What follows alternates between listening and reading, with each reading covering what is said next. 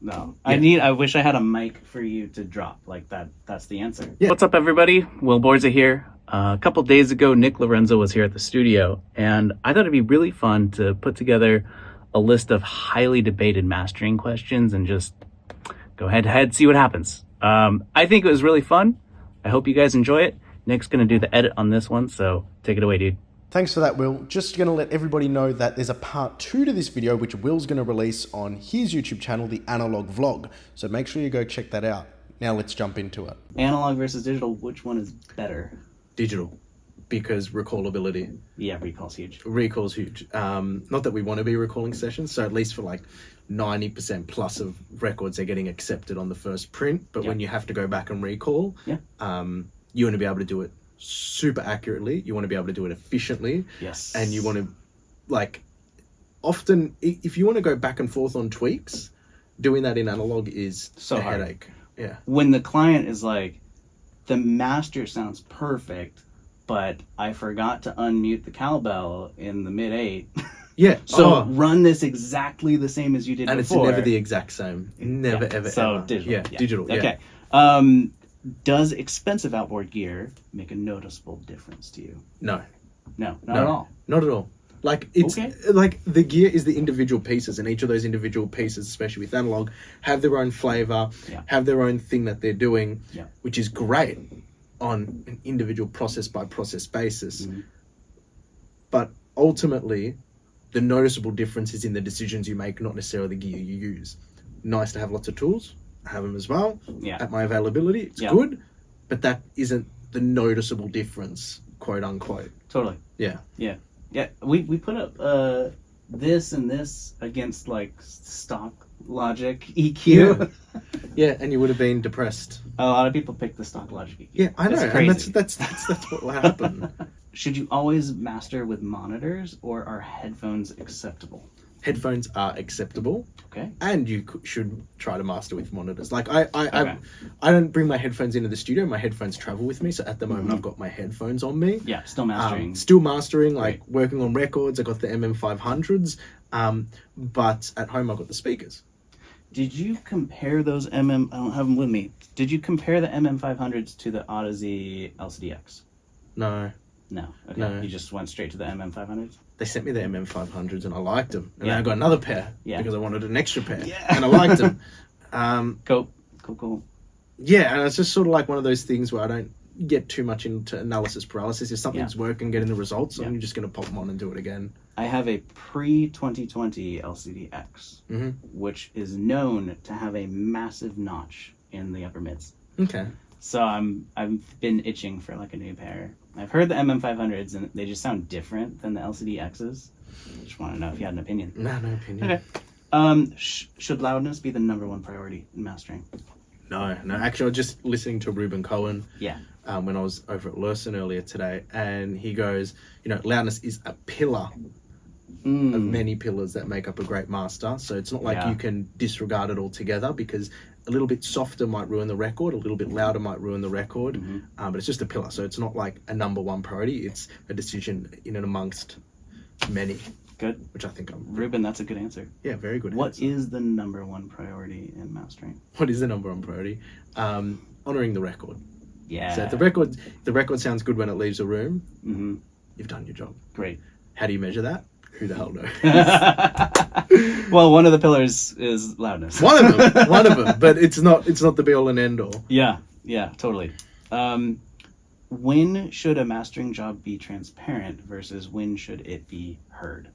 I think, oh man, I shouldn't have went to Lursen. They were so like filling me up with like knowledge as a sponge, and I'm just gonna feed you their answers. Don't do that. I can't do that. It's like in the back of my mind, and everything they said made sense, and it's like, oh wow, I got to do No, when should it be transparent and when should it be heard?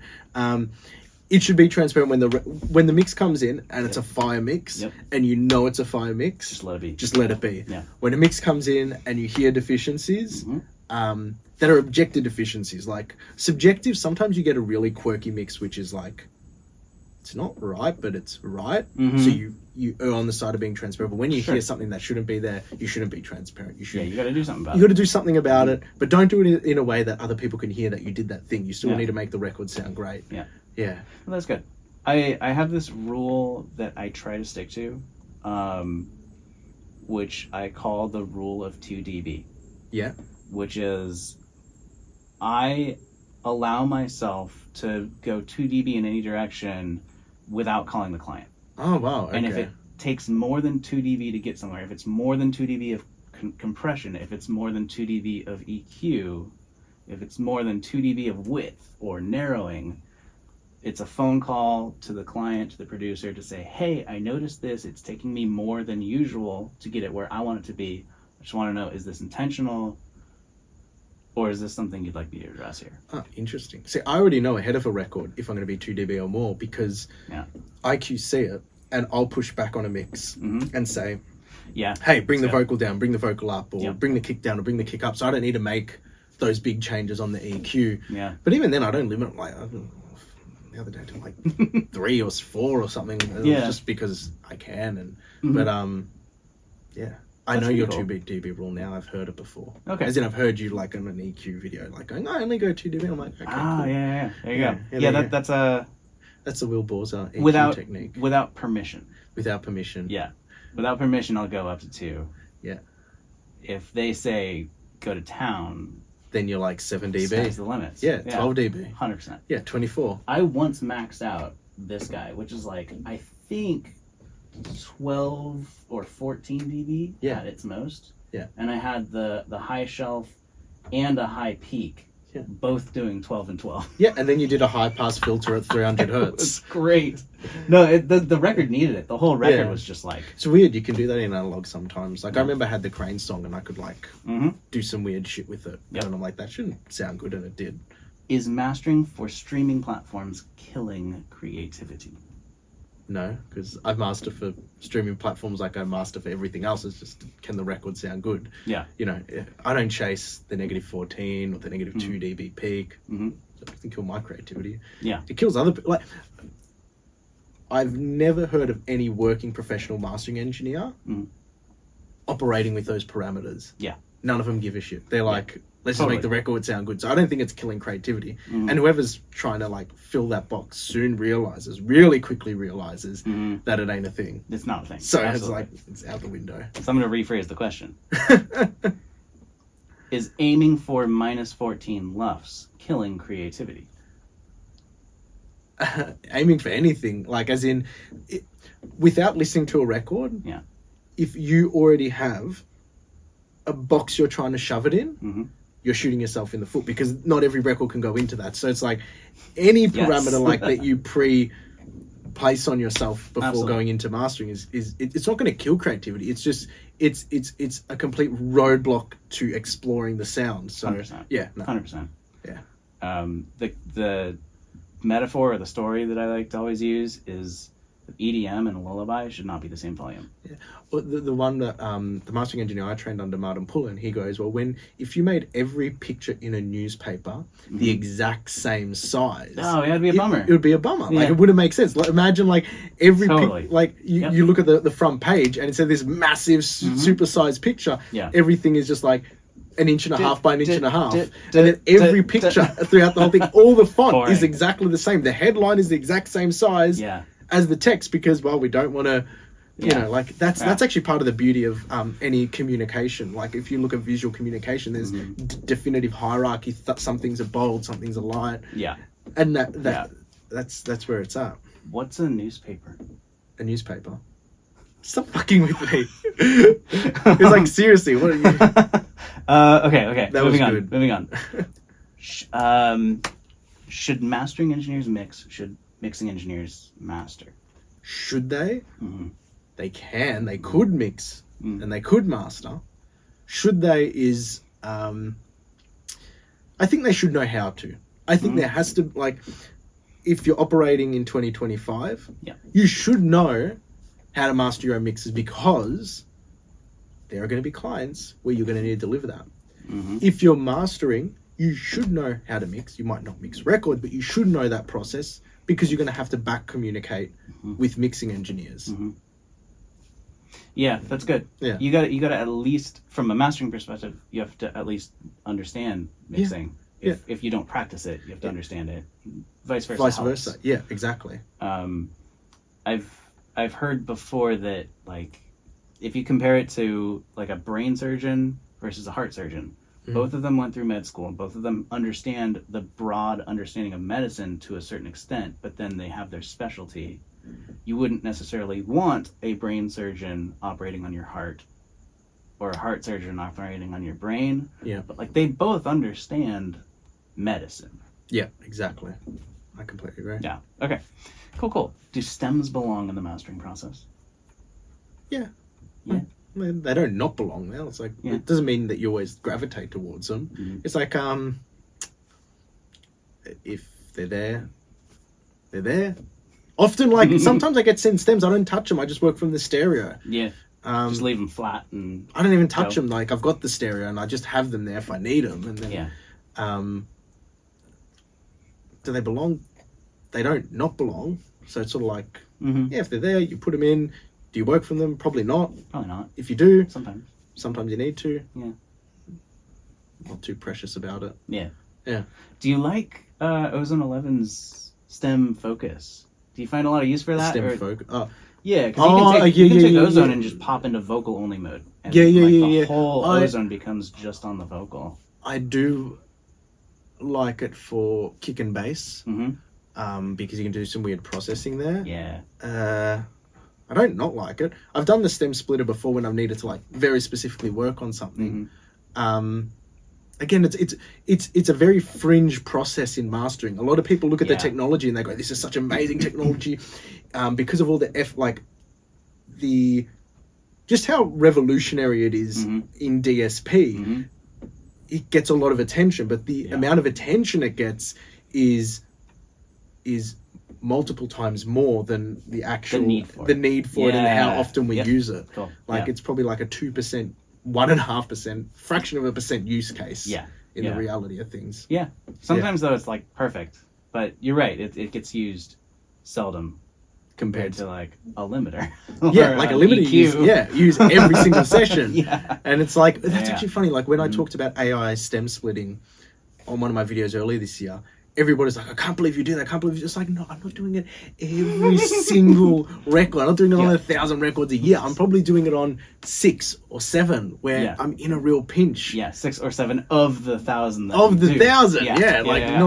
1,000 times I'm 100%. Going to stem split and put it in. Like, no, I would be mental. Is Dolby Atmos the next big thing? Okay. This is Dolby Atmos the next big thing. Okay, LA 2020. Yeah. 2020. One of those. It's like a PTSD year. In January. And Dolby Atmos everywhere. They had the Dolby Atmos Tesla, they had Dolby Atmos Cadillac, they had Dolby Atmos seminars everywhere now. We're 5 years on. And Dolby Atmos is huge with the labels. People are getting lots of work doing that. It hasn't materialized into anything in the independent realm. That doesn't mean it's not the next big thing. The next big thing, I think we place too much of our own process on a pedestal as mastering engineers, like we're the next big shit.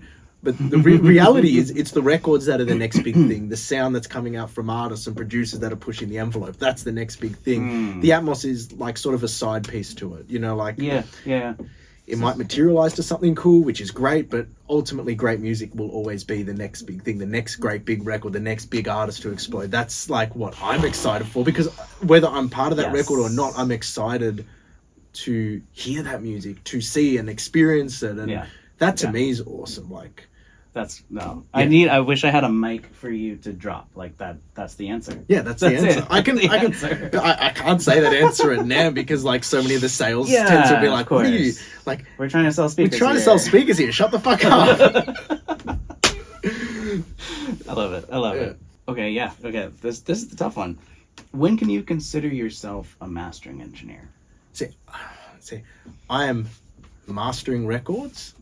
That's the verb. That's what I do. Yeah. What do you do for them? I master records. What the hell is that? Nobody fucking knows. Like, you don't know. You tell them, and they're like, "Yeah, engineer. Wow, you must be doing some really." Oh, you're an engineer. Wow. You must be like a civil engineer. Electric engineer. Aerospace. I don't consider like I work as a mastering engineer, but the process of working in it means I'm always evolving, I'm always educating, I'm always learning. So it's always this constant process of development where I think there's always imposter syndrome. You're always like, how the hell did I work on that record or get that? Like it's so surreal to do this job. Like, I don't know. I don't really place the idea of like mastering engineer title on a pedestal. I just am excited that I get to wake up and listen to records. And it's a fun job. Yeah. So what do you do today? I listen to music. Cool. How do you pay for your mortgage? I listen to music. I listen to music. I give my opinion on it sometimes. I give my opinion. I'm like a glorified music journalist. Yeah, that's great. That's it. Okay, cool. Can you call yourself a mastering engineer without a well-treated room? You can call yourself a mastering engineer, but performing the task is going to be ridiculously hard to surface. If your room isn't translating, if you're not akin to your room, if you're not... how do I put it? We're the final step in that process, and I'm not trying to say it's like a gate-kept thing where you need the best room, you need this, but ultimately, if you're doing this as a career at scale every day, day in, day out, you're gonna have so many different projects coming in, so many different sounds. If you don't have a minimum bar set with your room to be able to assess that, you're gonna struggle hard. Like, you can do it, but you're going to be like getting 10,000 revisions a year because people are going to be coming back and forth because things aren't translating. So you can do it without the room, but you're going to be in struggle town. Would you say the same if someone was like a headphone onlyist? Like, I am a mastering engineer, but I exclusively work in headphones because it eliminates the room. But here's the thing: when it comes to records just don't come out on headphones. Not always. Yeah. Like at the moment, I'm working on headphones because I'm traveling. Sure. But every single day for the last 10 years that I've been in my studio, I'm listening on speakers. I'm listening. I'm getting that feeling. I'm getting that intuition of how a record should sound when they get thrown up on speakers. Yeah. If you're always in headphones, you're never going to build that intuition. You're never going to build that muscle. You'll never. No, it won't be a Howie mix. Yeah, exactly. Like, he just that was like my head was blown off. He's like, we're in the next room. Yeah. And he's like, and boom, boom, boom. And then we go in there and he's like, oh, let's listen to some shit. And he just like cranks it. Yeah. And I'm like, okay. I've just been to like a Motorhead concert or something, like it was fucking violent. Hell yeah. Yeah. Great. Okay, cool. Is it better to master quickly and instinctively or slowly and methodically? So for me, they sort of work hand in hand. Like you always got to use your instincts, but for me, slow and methodically only because, and this is only because I like to finish a master knowing I left no stone unturned. Yeah. Often that means I am cycling on the same setting on and off probably 10,000 times. And then like half of what I do never makes it to the final record. Yeah. And it is a bit more arduous and difficult, like in that process of grinding to the end. But at least when I go send something off to a client, I know I've checked every single box. I went through every single thing and I can confidently go, okay, this is going out. And I've crossed all my T's, dotted all my I's. It feels good. Yep. I don't have that in the back of my head going, should have I done this or that? Could have, should have, would have. Exactly. What if it, Yeah, that stressed me out. Okay.